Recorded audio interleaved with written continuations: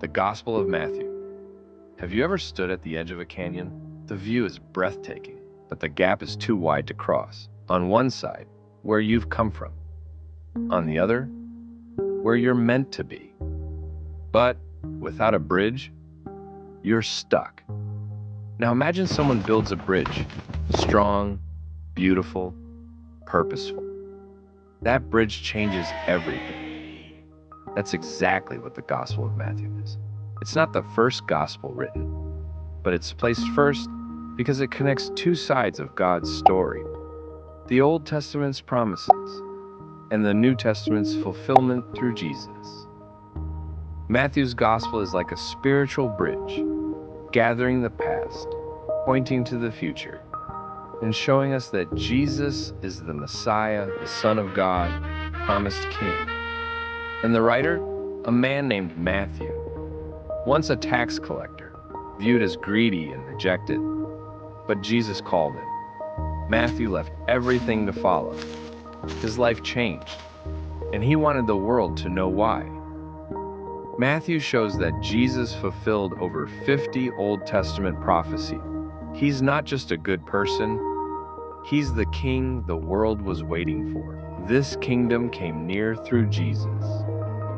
And though Matthew wrote especially for a Jewish audience, he also makes it clear this kingdom is for all. This king came for every tribe, every nation, including you. Matthew is arranged like a masterpiece, with 5 major teachings of Jesus, much like the 5 books of Moses. It's not random, it's a journey. Chapters 1 through 4. The Advent of the King.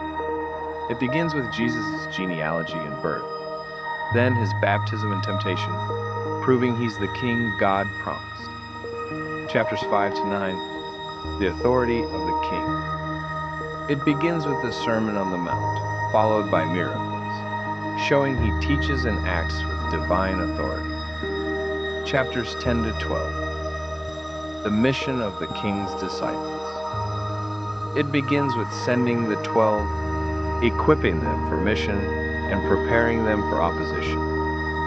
Chapters 13 to 20, the kingdom revealed. It begins with kingdom parables, continues with encounters, and Peter's confession, revealing what heaven's kingdom is really like. Chapters 21 to 28, the king's final week. It begins with his triumphal entry into Jerusalem and ends with his betrayal, crucifixion, resurrection, and the call to go to all nations. So, why study Matthew?